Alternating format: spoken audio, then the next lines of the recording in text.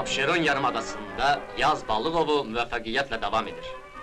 Nasosnu vətəgəsində bu işə qabaqcadan yaxşı hazırlıq göründüyündən, gündəlik plan artıqlamasıyla yerinə getirilir.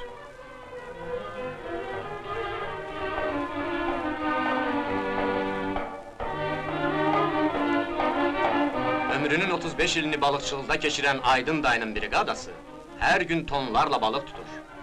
Bu il aprelin 17-sində vətəgənin işçiləri illik planı 115% yerinə getirmişdir. Balıqçılar plandan ilavə 5000 ton balıq tutmuşlar.